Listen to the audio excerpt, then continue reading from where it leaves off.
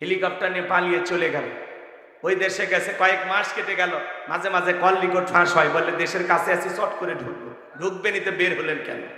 এই কথা কন না। আপনি চলে যাওয়ার কারণে এই দেশের মানুষের যেই পরিমাণে ক্ষতি হয়েছে, আল্লাহর কাছে হিসাব দেওয়ার জন্য রেডি থাকেন আপনি। ওই 2-3 রাত যে পরিমাণে লুটপাট হয়েছে, দুর্নীতি হয়েছে, যেই পরিমাণে ক্ষয়ক্ষতি হয়েছে, এটার হিসাব আপনাদেরকে দেওয়া যাবে না। এত ক্ষতি হয়েছে। আপনি যদি পদত্যাগ করে জেলেও যাইতেন, আপনার নেতাকর্মী ভালো থাকতো, আপনার কোটি কোটি অনুসারী, কারো কথা ভাবলেন না, নিজের জীবনটা আগে ভাবলেন। আপনি পদত্যাগ করে জেলে গেলেও জনগণ স্লোগান দিত, আপনার কর্মীরা স্লোগান দিত জেলের তালা ভাঙবো, শেখ হাসিনাকে বের করে আনবো। এই স্লোগানটাও দিতে দিলেন না, পালিয়ে গেল। কয়েক মাস পরে আপনার ফুলের মালা দিয়ে মানুষ বের করে নিয়ে আসতো, কিন্তু আপনি এটা কি করলেন? কথা কর না কেন? আর মেয়ে মানুষ বাইরে কতদিন থাকবেন? আপনি আসেন, যাওয়ার আগে বলে যাননি, আসার আগে বলার দরকার নেই, যে দিক দিয়ে মন চায় আপনি আসেন। এই দেশ আপনার বাবার, এই দেশ আপনার স্বামীর, কথা বলে ডেকে না। আর আমাদের মন অনেক বড়, আপনি আসেন, আমাদেরও খারাপ লাগে, দেশের মানুষ কেন বাইরে থাকে। বুবু আইবা তুমি আইবা গো, সেদিন আইসা বুবু চিয়ার পাইবা না। ও বুবু আইবা তুমি আইবা গো, সেই দিন আইসা বুবু ক্ষমতা পাইবা না। খোঁজ নাই বহু কাদের কাকার, অবস্থা খারাপ দরবেশ বাবার, হাউন আঙ্কেল এখন সামনে আসে না। নেতা কর্মী সব জেলের ভিতর, আমি আসি ডরের ওপর, কখন জানি আসে গ্রেপ্তারি পরোয়ানা। বুবু আইবা তুমি আইবা গো, সেই দিন আইসা বুবু চিয়ার পাইবা না।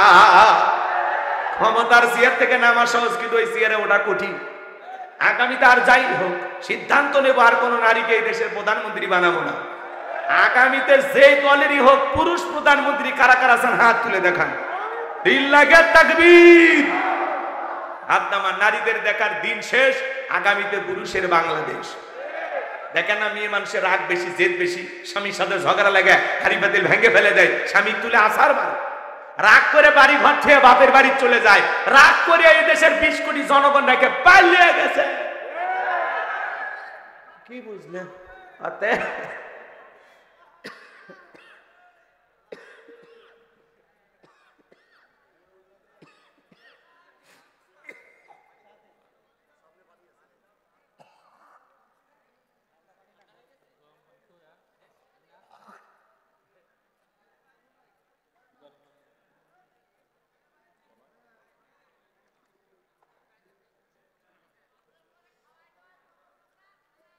রাগ করতেছেন নাকি আপনারা?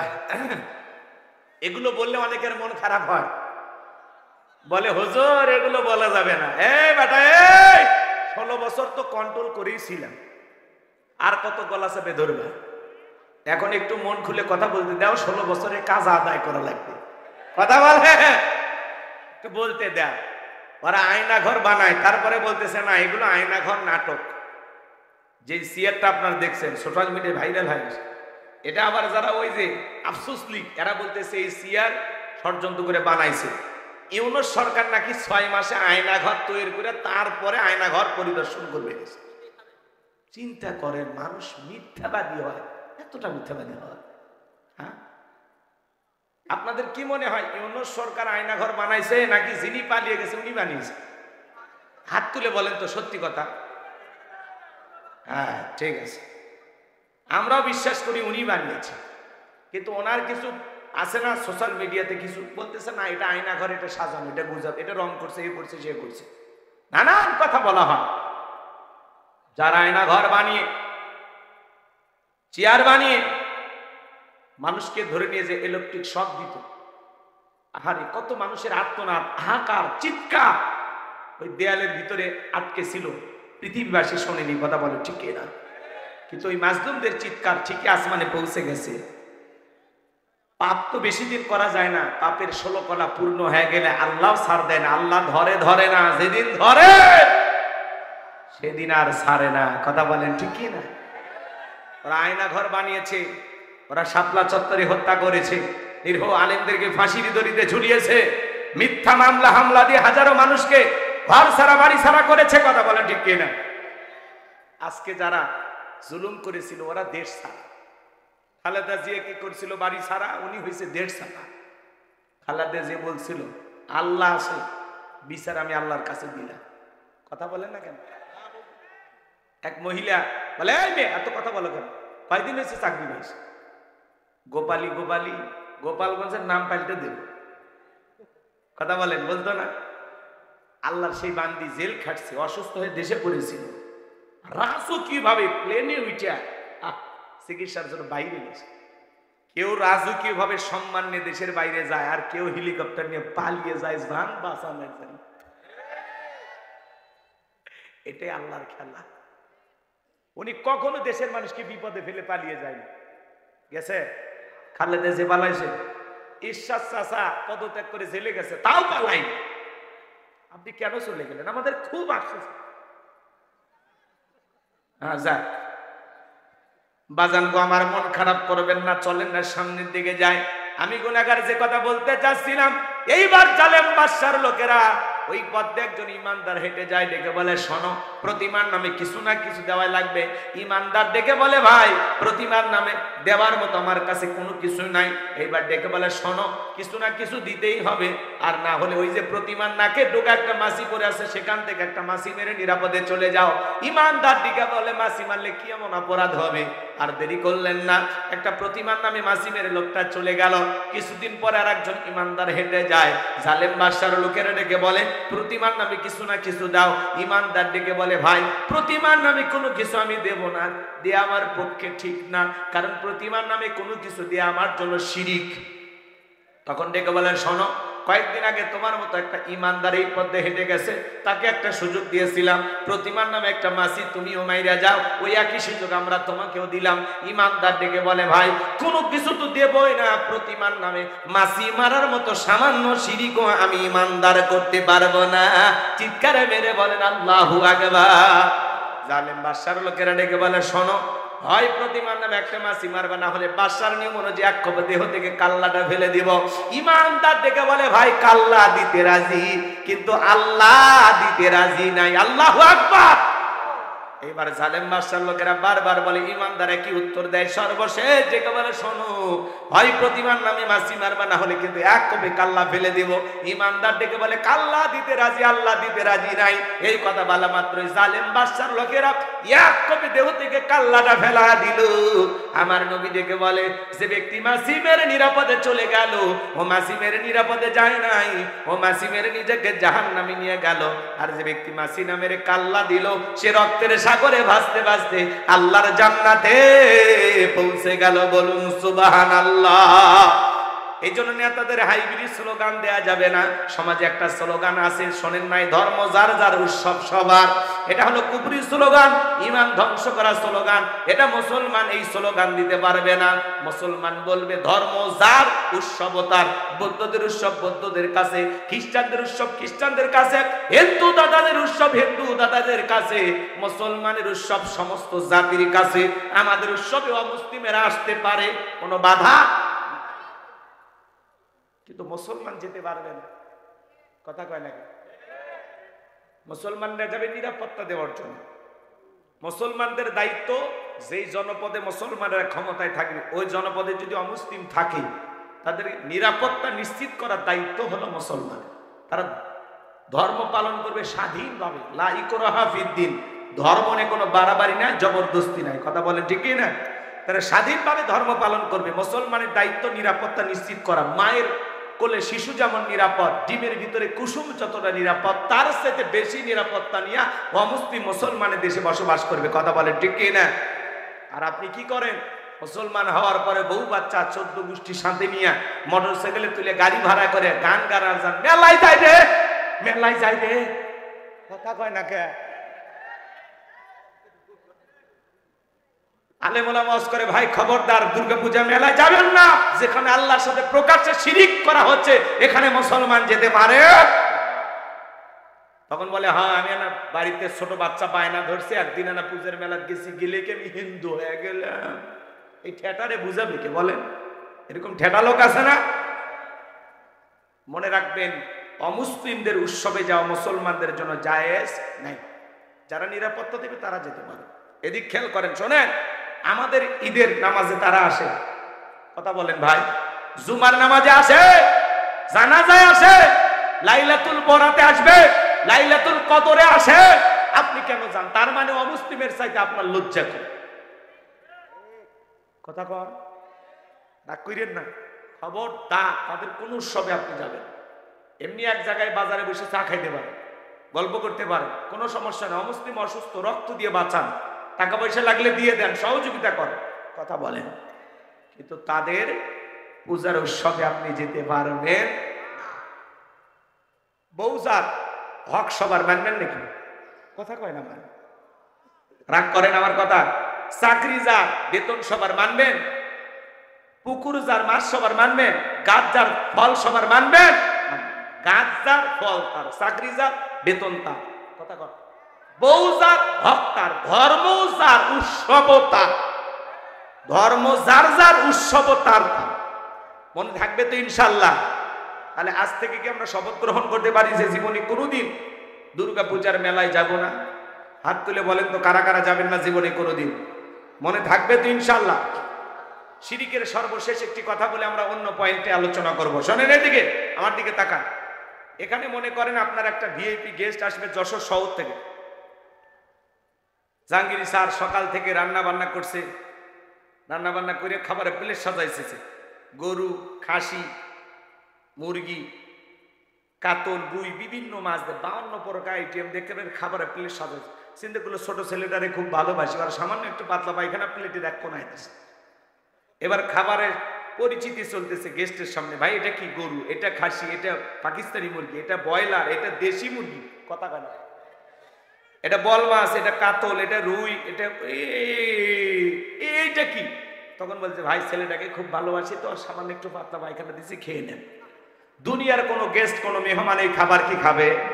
আসলে কথাটাকে হাসানোর জন্য বললাম না বাজান। কেন বললাম শোনেন, আপনার একটা আমল নামার প্লেট আছে, এই প্লেটে নামাজ, রোজা, হজ, যাকাত অনেক কিছু আছে, কিন্তু ওই আমলের প্লেটে যদি সামান্য শিরিক মিশ্রিত থাকে, ওই শিরিক মিশ্রিত থাকার কারণে সমস্ত আমলগুলো বরবাদ হয়ে যাবে, কথা বলে ঠিক কিনা? শিরিক মিশ্রিত কোনো আমল ইবাদত আল্লাহর দরবারে কবুল হবে। এই জন্য বলা হচ্ছে লা তুশরিক বিল্লাহ, আল্লাহর সাথে কখনো কাউকে শরীক করা যাবে না। ইন্না শিরিকা লা যুলমুন আযীম, এই শিরিক হলো সবচাইতে বড় জুলুম, সবচাইতে বড় পাপ, সব পাপের বড় পাপ, মহাপাপ, নাম হলো শিরিক। শিরিক মুক্ত আমল কারা কারা করতে চান হাত তুলে আল্লাহকে দেখেন। আল্লাহ আমাদেরকে সবাইকে শিরিক মুক্ত আমল করার তৌফিক দান করুন। চিল্লায় বলুন আমিন।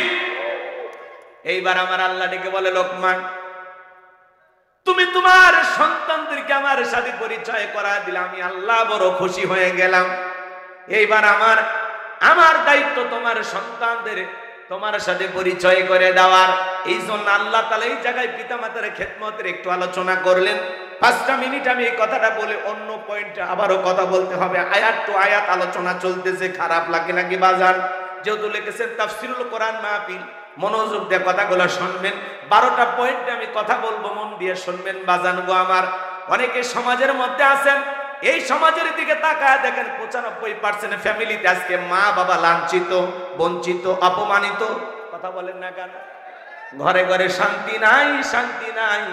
আজকে আফসোস লাগে, এই স্মার্ট জামানা, যুগ জামানা, বিজ্ঞান প্রযুক্তির জামানাতেও আফসোস লাগে বৃদ্ধাশ্রমে মা বাবাকে যারা পাঠায়, কথা বলেন ঠিক কিনা? এই জন্য এই সমাজের ক্যান্সারটা নিয়ে একটু আলোচনা করার দরকার আছে না নাই? আল্লাহ তাআলা বলেন, ওয়াসাইনাল ইনসানা বিওয়ালিদাইহি হামালাতুহু উম্মুহু ওয়াহানান আলা ওয়াহানিন ওয়া ফিসালুহু ফি আমাইনি আনিশকুরলি ওয়া লিওয়ালিদাইক ইলাইয়াল মাসির। আমার আল্লাহ রাব্বুল আলামিন বলেন, আমি তো মানুষকে নির্দেশ দিলাম তারা যেন মাতা পিতার সাথে সদাচরণ করে, উত্তম ব্যবহার করে, কারণ তার মা কষ্টের পর কষ্ট সহ্য করে সন্তানটাকে গর্ভধারণ করেছে, তুই 2.5 বছর বুকের দুধ পান করাইছে, সুতরাং আমার প্রতি কৃতজ্ঞ হও, মাতা পিতার প্রতি কৃতজ্ঞ হও। তোমরা সবাই তো আমি আল্লাহর দিকে প্রত্যাবর্তন করবা, বলুন আল্লাহু আকবার। হে যশোর জেলার বাবাজিরা, দিলটা নরম করে গুনাহগারের কথাগুলো শুনে যান। আজকে মা বাবার কথা শুনে যদি 2-1 ওটা বসা করেন, বুঝে নেব আপনার মা বাবার সাথে মনে হয় সম্পর্ক খারাপ, তাহলে রাগ করেন কেন? 5 মিনিট আপনি আমি একদিন মা বাবা হব না? হন নাই? আপনারা হন নাই? তা আপনি আপনার মা বাবার সাথে যে আচরণ করবেন, আপনার সন্তান ওই একই রকম আচরণ করবে। পিতা মাতার সাথে কেমন আচরণ করা দরকার একটু শোনেন। আমার আল্লাহ ডেকে বলেন, হামালাতুহু উম্মুহু ওয়াহানান আলা ওয়াহানিন ওয়াফিসালুহু ফি আমাইনি আনিশকুরু লি ওয়া লিওয়ালিদাই। তোমার মা কষ্টের পর কষ্ট সহ্য করে তোমাকে গর্ভধারণ করেছে, 2-2.5 বছর বুকের দুধ পান করাইছে, সুতরাং মাতা পিতার প্রতি কৃতজ্ঞ হও, আমি আল্লাহর প্রতি কৃতজ্ঞ হও। একজন মা সন্তানের জন্য কি পরিমাণে কষ্ট করে বাজার। আপনার বিবি যখন গর্ভবতী হয় তাকায় দেখে, মায়ের পেটে যখন সন্তান আসে 3-4 মাস মা খাইতে পারে না, মার বমি বমি হয়। 5-6 মাস যখন অতিবাহিত হয়ে যায়, সন্তানটা যখন আস্তে আস্তে পেটের ভিতরে বড় হয়, ডাক্তারি গবেষণায় বলা হয়েছে বাজান, আপনি আমি মায়ের গর্ভেতে যেই জায়গাটা ছিলাম ওই জায়গাটা মাত্র 10 ইঞ্চি। 7 মাস 1 দিন যখন বয়স হয়ে যায়, সন্তানের পা যখন বড় হয়ে যায়, আল্লাহ তাআলা তখন ওই সন্তানের 2টা পা আমার কলিজার সাথে লাগায় দেয়। সন্তান যদি 3 ইঞ্চি 4 ইঞ্চি 5 ইঞ্চি পর্যন্ত লম্বা হয়ে যায়, 5 ইঞ্চি সন্তান পা দিয়ে মার কলিজাটা উঁচু করে ধরে। যে সন্তান সবচাইতে মায়ের গর্ভে কম নাড়াচাড়া করে, ওই সন্তান মায়ের গর্ভে থাকা অবস্থায় 4,500 বার মায়ের পেটে লাথি মারে। হাজী সাহেব আপনি লাথি মারছেন, আমি হুজুরও লাথি মারছি, জাহাঙ্গীর স্যারও লাথি মারছে, রনি ভাই লাথি মারছে। বাজান একটু মনোযোগ দেখ, গুনাহগারের কথাগুলো শুনে যায়। 8-9 মাস যখন হয়ে যায়, মার পেটটা যখন তরমুজের মতো বড় হয়ে যায়, মা ঘুমাইতে পারে না, রাত্রি জাগায় জাগায় কাটায় দেয়। যে মা সন্তান পেটের মধ্যে নিয়ে রাতের বেলায় ঘুমাইতে পারে না, সারা রাত জায়গা নফল নামাজ পড়লে যে সব হয়, মায়ের আমল নামায় আল্লাহ তাআলা সেই সব লিখে দেয়। আমার ভাইরা দিল দিয়া কথাগুলো শুনবে, মনোযোগ দিয়ে কথাগুলো শুনে যান। সন্তান ডেলিভারির সময়টা যখন চলে আসে, দুঃখিনী মা গভীর নিশীথে বাবার 2টা পা জড়ায় কান্না করে। মায়ের চোখের পানি যখন বাবার পাকে স্পর্শ করে, বাবা ঘুম থেকে জাগ্রত হয়ে ডেকে বলে, বিবি এত রাত্রি বেলায় কেন তুমি কান্না করো, কি হয়েছে তোমার? ডেকে বলে, স্বামী কত মহিলা সন্তান জন্ম দিতে গিয়ে মারা যায়, আমি যদি মারা যাই আমারে তুমি মাফ করে দিও। এই নাও সংসারের চাবি বুঝায়া দিলাম, বেঁচে থাকলে আবারও দেখা হবে গো স্বামী। এই কথা বলে মা দাইমার ঘরে চলে যায়। প্রসাবের যাতনায় মা দাঁত মুখ কামড়ায়। প্রসাবের যাতনা কি যে ব্যথা, কি যে কষ্ট, দুনিয়ার মা সারা কেউ বুঝবে না। নবীর এক সাহাবী খানায় কাবা তওয়াফ করে মাকে কাঁধে নিয়ে আল্লাহ রাসূল জিজ্ঞাসা করলেন, সাহাবী তোমার কাঁধে কে? বলে, হুজুর আমার মা। বিশ্ব নবী ডেকে বলে, সাহাবী বড় ভালো কাজ করতেছো, মা বাবার খেদমত করার কিসমত তো আমার হয় নাই, বড় ভালো কাজ করতেছো। সাহাবী ডেকে বলেন, হুজুর আমি যে আমার মাকে কাঁধে করে নিয়ে খানায় কাবা তওয়াফ করলাম, আমি কি আমার মায়ের হক আদায় করতে পেরেছি? বিশ্ব নবী ডেকে বলেন, সাহাবী আল্লাহ যদি তোমাকে কিয়ামত পর্যন্ত হায়াত দেয়, আর তুমি যদি তোমার মাকে কাঁধে নিয়ে খানায় কাবা তওয়াফ করো, তোমার মা তোমাকে জন্ম দেওয়ার সময় প্রসবের যাতনায় উহা শব্দ করেছিল, ওই একটা উহা শব্দের হক দুনিয়ার কোন সন্তান কিয়ামত পর্যন্ত আদায় করতে পারবে না। বলুন আল্লাহু আকবার। একটা মা কত কষ্ট করে সন্তানের জন্য, মা যে কতটা ত্যাগ স্বীকার করে 2টা মিনিট যদি আপনাদেরকে ছোট্ট একটা ঘটনা শোনায় দিয়ে রাগ করবেন না বাজান। পাকিস্তান গালিবান বস্তি এলাকার একটি ঘটনা। স্বামী স্ত্রীর দাম্পত্য জীবনে সুখ ভালোবাসার অভাব ছিল না। তাদের ঘর আলোকিত করে একটা পুত্র সন্তান আল্লাহ দান করলেন। ছেলেটার বয়স যখন 4 বছর হয়ে গেল, ছেলেটার বাবা মারা গেল, সুখ আর কপালে সইল না। মহিলা টেনশনে পড়ে গেলেন, কি করব, অন্য আর একটা স্বামী গ্রহণ করলে সে যদি আমার ছেলেটাকে নিজের সন্তান মনে না করে, আমাকে যদি আদর না করতে দেয়, আমি মাই কষ্ট সহ্য করতে পারবো না। সন্তানের মুখের দিকে তাকায়া মার দ্বিতীয় বিবাহ করলেন না।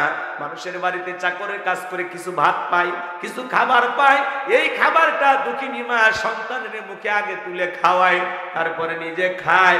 এরপরে এইভাবে দিনকাল চলতে লাগলো। ছেলেটাকে যখন যুবক হয়ে গেল, সুন্দরী একটা মেয়ের সাথে মা বিবাহের ব্যবস্থা করে দিল। কিছুদিন সংসার ভালোই চলতে লাগলো, কিন্তু বেশি দিন সুখ ভালোবাসা আর টিকলো না। বউ শাশুড়ির মধ্যে যুদ্ধ শুরু হয়ে গেল, কথায় কথায় ঝগড়া লাগে। স্বামী এসে বউরেও গালি দেয়, মারেও গালি দেয়। এইবার বিবি রাগ করে শ্বশুর বাড়িতে চলে গেল। ছেলেটা এসে বলে, মা আমার বউ কোথায়? বলে, তোর শ্বশুর বাড়িতে চলে গেছে। শ্বশুর বাড়িতে যায়, বলে, কি ব্যাপার বিবি, তুমি কেন এসেছ? বলে, শোনো, তুমি শুধু তোমার মায়ের পক্ষ নিয়ে কথা বলো, আমার পক্ষ নেও না, এই জন্য আমি আর ওই বাড়িতে যাব না। বলে, আজ থেকে আমি তোমার পক্ষ নেব, তুমি যা বলবে আমি তাই শুনবো। বলে, আমি সাথে যদি তোমার মা ঝামেলা করে, এইবার কিন্তু তুমি তোমার মাকে নিজের হাতে পিটাইবা। ছেলেটা ছিল বউ পাগল, বউ যা বলে তাই শোনে। এইবার কিছুদিন পরে আবারও যখন ঝগড়া শুরু হয়ে গেল, ছেলেটা রাগান্বিত হয়ে বলে দুঃখিনী মাকে পিটানো শুরু করলো। মাকে মারতে মারতে একটা আঘাত করলেন, কপাল ফেটে রক্ত ঝরা শুরু হয়ে গেল। দুঃখিনী মা কপালে রক্ত ধরে ডেকে বলে, সন্তান, এই রক্ত খাওয়ায় আমি মা তোরে বড় করছিলাম, তোরে জন্ম দেওয়ার সময় এরকম 1 বালতি রক্ত আমি মা শরীর থেকে ঢেলে ফেলে দিলাম। আজকে বইয়ের কথায় মাকে মারলি রে বাবা, একটা বার জানতে চাইলি না আমির মায়ের কোনো অপরাধ আছে কি না? মাঝে মাঝেই মারে, সুযোগ হয়ে গেছে, চান্স পাইলেই মারে মারে, আর ভয় করে না। বউ রাগান্বিত হয়ে আবার চলে গেল। ছেলেটা বাড়িতে এসে বলে, মা আমার বউ কোথায়? বিশ্বাস কর বাবা, তোর বউয়ের সাথে আজকে আমি ঝগড়া করি না, তোর বউ এমনি এমনি তোর শ্বশুর বাড়িতে চলে গেছে। যা বলে, বিবি আমার কেন আসছো? বলে, শোনো, ওই বাড়িতে হয় তোমার মা থাকবে, না হয় আমি থাকবো। দেখবেন বউয়েরা কিন্তু ঝগড়া লাগলে এরকম বলে, বলে না? হয় এই বাড়িতে তোমার মা থাকবে, না হলে, আর তুমি যদি তোমার মাকে নিয়ে সংসার করো তো করো, মায়ের আসলের তলে থাকবা, তাহলে বিয়ে করছো আছে না? প্রত্যেকটা ছেলের বউ যদি শাশুড়িকে নিজের মায়ের মতো ভালোবাসতো, যে না মা 2টা বকাঝকা দিলে মাইনে নিতাম, শাশুড়ি আমার মা। ছেলের বউগুলো যদি কি মনে করে, শাশুড়ি আমার মা। আর শাশুড়ি যদি ছেলের বউটাকে পরের মেয়ে না ভেবে নিজের মেয়ের মতো ভালোবাসা দেয়, যেটা আমার বৌমা না, এটা আমার নিজের মেয়ে, এটা ভেবে যদি ভালোবাসা দেয়, তাহলেই কেবলমাত্র সংসার জীবনে বউ শাশুড়ির যুদ্ধ থেমে যাবে। কথা বলেন ঠিক? তাহলে শাশুড়ির উচিত ছেলের বউকে নিজের মেয়ে মনে করা, আর বৌমার উচিত শাশুড়িকে নিজের মা মনে করা। কথা বলে।